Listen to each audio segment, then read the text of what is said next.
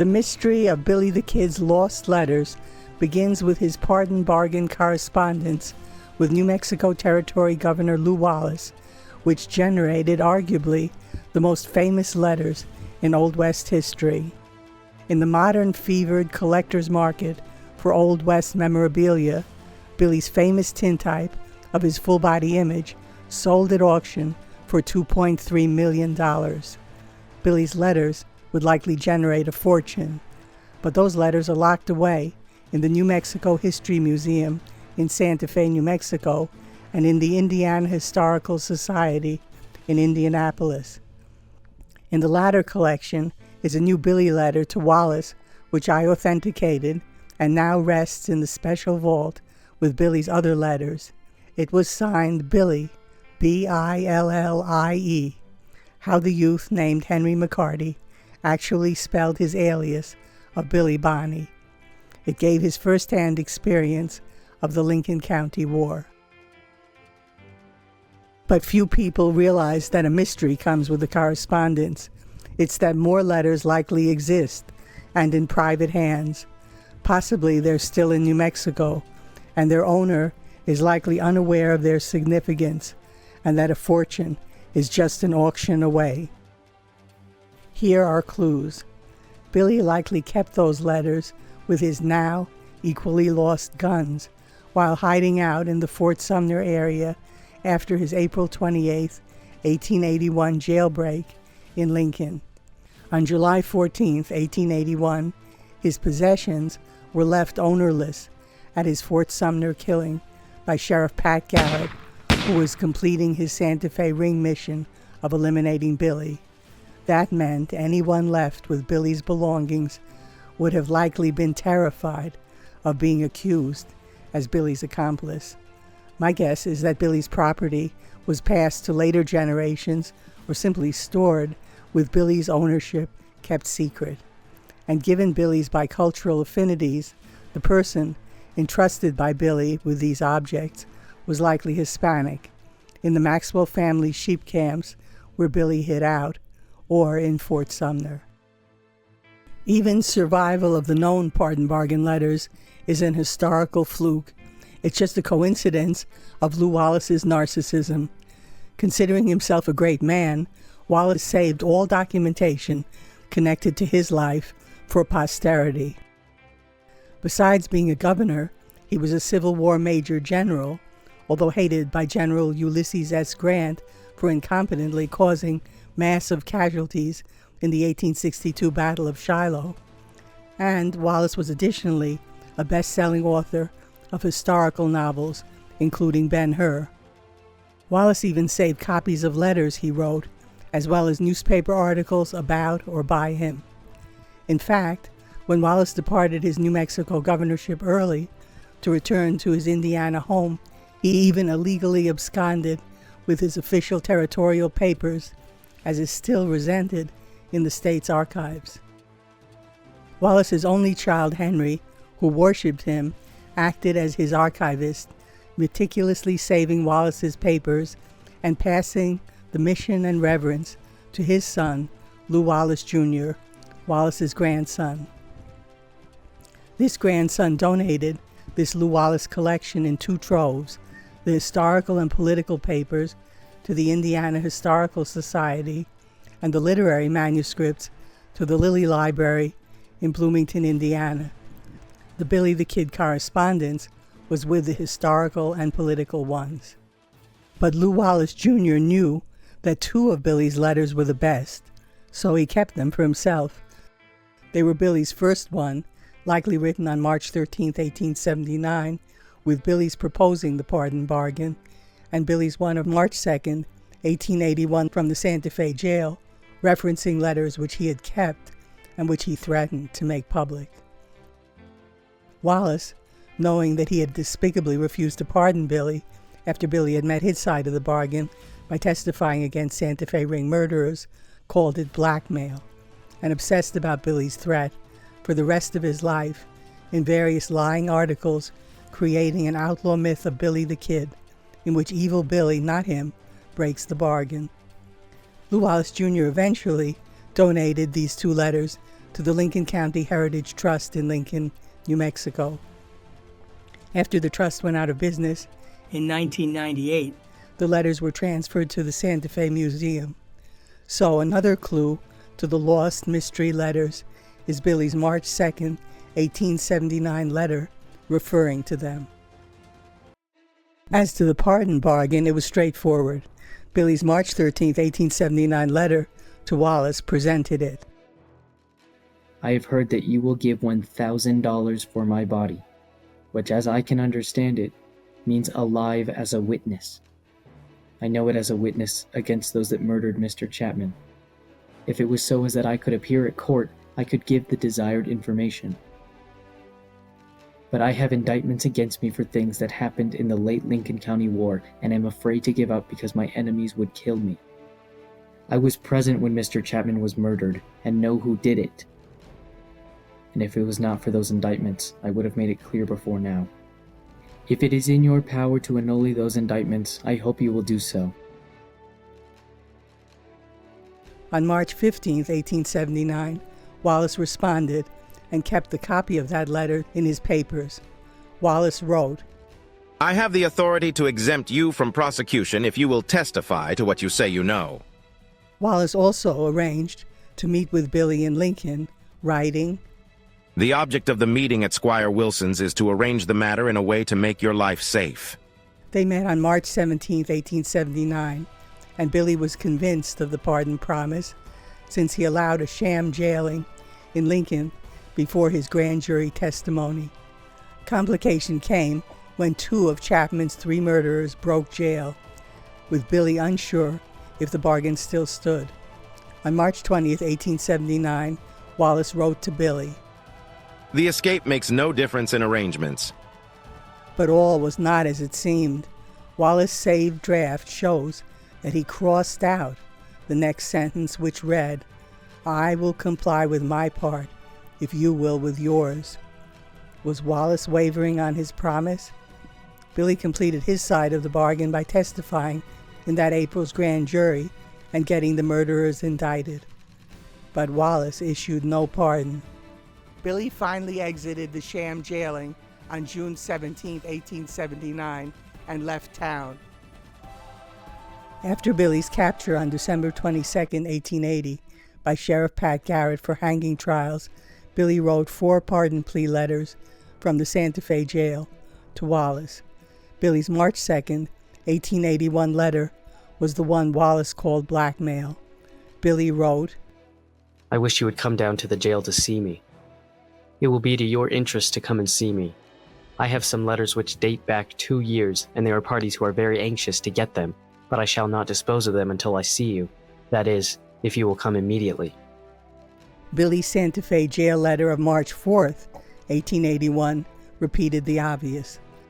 Billy wrote, I have done everything I promised you I would, and you have done nothing that you promised me. Wallace never responded. At Billy's hanging trials in Mesilla, he was convicted on April 9th, 1881 of the murder of Sheriff William Brady and sentenced on April 13th to hang on May 13th. Billy was then interviewed by the Mesilla News for an April 16th article. In it, the Wallace pardon came up, proving that by then it was common knowledge. Billy answered realistically, Considering the active part Governor Wallace took on our side, and the friendly relations that existed between him and me, and the promise he made me, I think he ought to pardon me. Don't know that he will do it. 12 days later, on April 28th, unaware of Billy's jailbreak that day in Lincoln, and believing Billy would be hanged on May 13th, Wallace gave the Las Vegas Gazette his article titled, Interview with Governor Wallace on the Kid. Hypocrite Wallace was cornered by the reporter about the pardon. To be noted is that with Billy sentenced to hang, it was technically the correct time for the pardon. The reporter wrote, The conversation drifted into the sentence of the kid. It looks as though he would hang Governor. Yes, the chances seem good that the 13th of May would finish him. He appears to look to you to save his neck. Yes, said Governor Wallace, smiling, but I can't see how a fellow like him should expect any clemency from me. Although not committing himself, the general tenor of the governor's remarks indicated that he would resolutely refuse to grant the kid a pardon. It would seem as though the kid had undertaken to bulldoze the governor, which has not helped his chances in the slightest. Note that Wallace was now calling the March 2nd, 1881 letter bulldozing and making it his excuse for not pardoning. So clues indicate that Billy owned letters that alarmed Wallace. Clearly, their author was Wallace himself. But what did they say? Billy called them some letters which date back 2 years in his March 2nd, 1881 letter to Wallace. That would put them in March of 1879, exactly when Wallace made the pardon bargain with Billy. And that implies their content, which Billy never explicitly stated. But by calling them blackmail and bulldozing, Wallace revealed that he well knew what they said. His fury can only mean that he realized that Billy had kept letters from him in which he'd put in writing his promise to pardon Billy for testifying. Billy had the power to destroy Wallace's reputation and future political plans by proving him a liar. There's another clue that the letters were by Wallace and contained his pardon promise. That clue comes from Secret Service Special Operative Azariah Wild, sent to New Mexico Territory in late 1880 by the Santa Fe Ring, hoping to eliminate Billy by framing him as a counterfeiter. But Billy's loyal attorney, Ira Leonard, instead offered Azariah Wild Billy's testimony against the real counterfeiters in exchange for the pardon, which Wallace withheld. Wild, in his report of October 6, 1880, calling Billy Antrim by misspelling Billy's Antrim name from his stepfather, wrote to headquarters. Antrim has recently written a letter to Judge Leonard, which has been shown to me in confidence, that leads me to believe that we can use Antrim in these cases, provided Governor Wallace will make good his written promises and the U.S. Attorney Burns will allow the case pending in the U.S. court to slumber and give him, Antrim, one more chance to reform. I'll repeat, Wild refers to Wallace's written promises. That means Wild saw the letters. It seems that Billy had lent them to Ira Leonard to prove to Wild that Wallace promised the pardon. Wild did agree to this second pardon bargain, but local ringites sabotaged that pardon by tricking gullible Wild into thinking that Billy was actually the leader of the counterfeiting gang, making Wild decide to arrest Billy at their upcoming meeting. So Billy backed out of his testifying offer, but Wild's report proves that he saw the letters, which Billy had referenced in his March 2nd, 1881 letter, and Wild confirms that they stated Wallace's pardon promise. There are also clues that the letters still existed after Billy's capture, jailing, and escape. They were so important to Billy as proof of being owed his life-saving pardon that he must have retrieved them from their storage location after his famous April 28, 1881 jailbreak in Lincoln. Escaping Billy had first crossed the Capitan Mountains to the Las Tablas home of his fellow young past regulator friend, Eugenio Salazar. Possibly Eugenio had kept the letters for him. The clue is that immediately after leaving Eugenio, Billy headed south, apparently first considering flight to Mexico, and showed one of those letters to a cattle rancher friend named John Meadows, whose property was close to the Penasco River Ranch that Billy's murdered boss, John Tunstall, had gifted Billy in 1878. John Meadows, when an old-timer, gave interviews about having known and liked Billy and performed about it in Roswell, New Mexico on February 26, 1931, in a historical pageant called Days of Billy the Kid in story, song, and dance. That March, Meadows serialized his act in the Roswell Daily Record. From 1935 to 1936, the Alamogordo News serialized Meadows' manuscript. The manuscript posthumously became Meadows' 2004 book titled Pat Garrett and Billy the Kid, As I Knew Them. Meadows described escaped Billy's surprise arrival at his ranch. Meadows wrote, "One night after dark, Billy showed up at Tom Norris and my ranch. Tom Norris and I was in the cabin cooking some supper. Kid come up to the corner of the house and seeing there was nobody there but us two, whom he could trust, he stepped to the door and said, 'Well, I've got you, haven't I?' I said, 'Well, you have. So what are you going to do with us?' He said, 'I'm going to eat supper with you.'" Then, unaware of making a monumental revelation, Meadows added, "He had a letter which he showed me from the Governor Lew Wallace, which said that if he came in and stood his trial and was convicted, the governor would pardon him." To be noted is that in the 50 years from 1881 to 1931, Meadows garbled the pardon bargains testifying in the murder trial for Billy's standing trial himself. But the message is clear. The letter was proof that Billy told the truth in his March 2nd, 1881 letter to Wallace about having Wallace's promise in writing. And Billy had written on March 2nd, 1881 that he had more than one letter.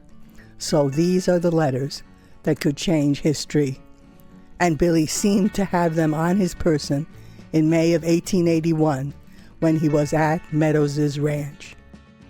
There are clues as to the letter's dates. Billy's pardon bargain proposal letter, though undated, is believed to have been written on March 13th, 1879. The letter offered Wallace salvation. Sent to the territory just 4.5 months earlier to stop the violence, Wallace was humiliated by yet another ring murder, that of anti-ring attorney Houston Chapman, right in Lincoln. Wallace desperately needed Billy as a prosecution witness. So Wallace eagerly replied by March 15th, implying he could exempt Billy from prosecution if he testified. That almost put the pardon promise in writing. Then they met on March 17th. There, Wallace may have verbally promised, since Billy allowed his sham pre-testifying jailing. But on March 20th, when Billy's letter to Wallace asked for reassurance of the bargain after two of the murderers had escaped jail, Wallace's letter draft to Billy that day ominously shows that Wallace had crossed out, "I will comply with my part, if you will with yours." Worse followed. On March 31st, Wallace wrote a progress report to Secretary of the Interior Carl Schurz. In it, as if in an unrelated anecdote, he referred to Billy, not as his future star courtroom witness, but as a local outlaw. Wallace was then in Lincoln after the Chapman murder and was staying next door to Billy, who was being held in the house of jailer Juan Patron. To Schurz, Wallace wrote, "A precious specimen nicknamed the Kid, whom the sheriff is holding here in the plaza, as it is called, is an object of tender regard. I heard singing and music the other night. Going to the door, I found the minstrels of the village actually serenading the fellow in his prison." This callous report indicates Wallace's decision to betray the bargain. So, for the mystery letters dating, I would place one between Wallace's initial urgency to court Billy, right after Wallace sent Billy his March 15th letter, and before their meeting on March 17th. I'd bet on March 16th, 1879. Then, in their March 17th meeting, anxious Wallace may have penned or promised to send another promise letter. Since Wallace was backing away from his promise by March 20th, that second letter could be dated March 18th or 19th, 1879. Important to note is that, to cover up breaking his pardon promise, conniving Wallace broke his lifelong habit of saving everything by not saving or by destroying his incriminatory drafts of those letters. They're not in his papers. I know, because I spent weeks at the Indiana Historical Society checking every single page of the thousands in the collection, and they weren't there. And for good measure, I also checked every page of his entire literary manuscript collection at the Lilly Library in case they had accidentally slipped in between pages. Here's the clue. as to the lost letter's appearance. For the handwriting, one can use Lew Wallace's letter to Billy of March 15, 1879. That's how the mystery letters would look, since Wallace was their author. Here's a clue as to the letter's content. After 23 years of lying, twisted narcissist Wallace finally admitted his pardon promise in a June 8, 1902 New York World Magazine article titled "General Lew Wallace Writes a Romance of Billy the Kid." Wallace's flowery quote was, "Testify," I said, "and convict the murderer of Chapman, and I will let you go scot-free with a pardon in your pocket for all your misdeeds." If you're the lucky owner, and if the letters were with old firearms whose serial numbers match Billy's day, you'll not only change history and vindicate Billy, but you'll have good circumstantial evidence that you also own the lost guns of Billy the Kid.